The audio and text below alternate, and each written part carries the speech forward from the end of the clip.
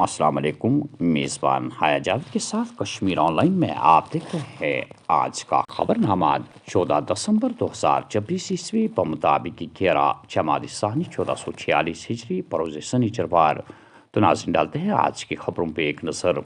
نوجوان خوف و بدعنوانی سے پاک اور ترقی پر مبنی جدید معاشرہ چاہتے ہیں، لیکن کچھ قوتیں اب بھی اندرونی ملک سرگرم ہے جو ملک کو غیر مستحکم کرنے کی کوشش کر رہے ہیں۔ نوجوانوں اور پورے معاشرے کو متحد ہو کر ایسے عناصر کو شکست دینا ہوگی۔ Lieutenant governor Manoj Sinha. One nation one election سال 2019 میں دفعہ 370 کے ساتھ جو کچھ ہوا ایسا اب نہیں ہونا چاہیے۔ کھلی بحث ہونی چاہیے، ہم بیٹھ کر رائے قائم کریں گے اور ممبران پارلیمنٹ کو ووٹ دینے کا طریقہ بتائیں گے۔ عمر عبداللہ۔ بھارت دہشت گردی سے پاکستان کے ساتھ اچھے تعلقات کا حامی۔ ماضی کے رویے کو بدل نہیں گیا تو اس کے دو طرفہ تعلقات پر اثر مرتب ہوں گے۔ لداخ کے ڈسباسنگ میں تمام گشتی مقامات پر فورسز قائم مشرقی حد تک جائیں گے جو تاریخی طور پر ہماری رہی ہے۔ S J Shankar. مہاکوب اتحاد میلہ منایا گیا، یہ ملک کی ثقافتی اور روحانی شناخت کو نئی بلندیوں تک لے جائے گا۔ اس میں ذات پات اور فرقوں کے اختلافات ختم ہو جاتے ہیں۔ وزیر اعظم نریندر مودی۔ کانگریس کبھی بھی اداروں کی آزادی اور خود مختاری کو برداشت نہیں کر سکتی۔ انہوں نے ہمیشہ آئین کے بنیادی اصولوں کو تباہ کرنے کی کوشش کی ہے۔ بی جے پی ہمیشہ آئین کے سامنے جھکتی ہے، کبھی بھی اداروں کی آزادی اور خود مختاری سے نہیں کھیلا۔ راجناتھ سنگھ۔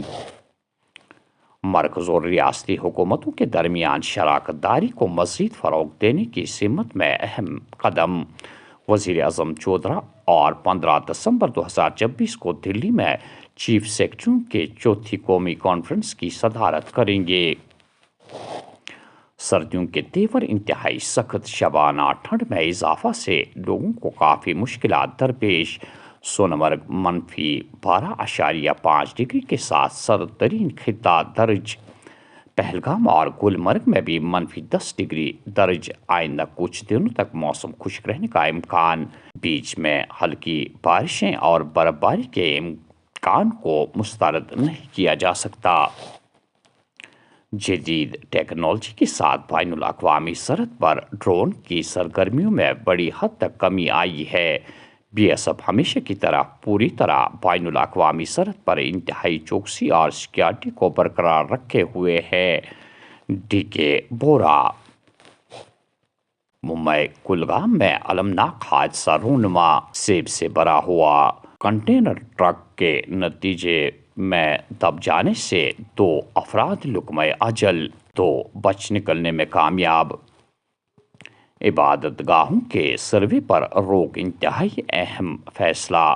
شرپسند اور فتنہ انگیز عناصر کی لگام کسنے کے لیے مزید ٹھوس اقدامات اٹھانے چاہیے۔ ڈاکٹر فاروق عبداللہ۔ ملک کے قومی اثاثے منتخب سرمایہ داروں کے حوالے کیے جا رہے ہیں۔ ہم اس مسئلے کے خلاف سڑکوں سے لے کر پارلیمنٹ تک اپنی آواز اٹھاتے رہیں گے۔ راہل گاندھی۔ بانڈی پورہ میں غیر قانونی طور پر لکڑی اسمگل کرنے کی کوشش ناکام۔ بھاری مقدار میں غیر قانونی جنگلاتی لکڑی ضبط، ایف آئی آر درج۔ سردیوں کے ایام میں بجلی کٹوتی شیڈول صارفین کے لیے انتہائی تکلیف دہ۔ شہرگام میں بجلی کی آنکھ مچولی سے صارفین ذہنی اضطراب میں مبتلا۔ کئی علاقوں میں احتجاجی مظاہرے۔ کل شام سری نگر کے لال بازار خان باغ علاقے میں آگ کی ایک بھیانک واردات رونما ہوئی، جس کے نتیجے میں ایک 3 منزلہ رہائشی مکان خاکستر ہونے کی اطلاع ہے۔ مزید تفصیلات کا انتظار ہے۔ اور آخر میں یہ خبر کہ روزنامہ اخبار آفتاب کے معروف فوٹو جرنلسٹ سہیل حمید کی دادی کے انتقال پر صحافتی برادری نے افسوس کا اظہار کرتے ہوئے سہیل حمید اور ان کے تمام لواحقین کے ساتھ تعزیت کی ہے۔ مرحومہ کی اجتماعی فاتح خوانی آج یعنی 14 دسمبر بروز سنیچروار ان کے آبائی مقبرہ کن مزار نزدیک زنانہ کالج نواقدل میں انجام دی جائے گی۔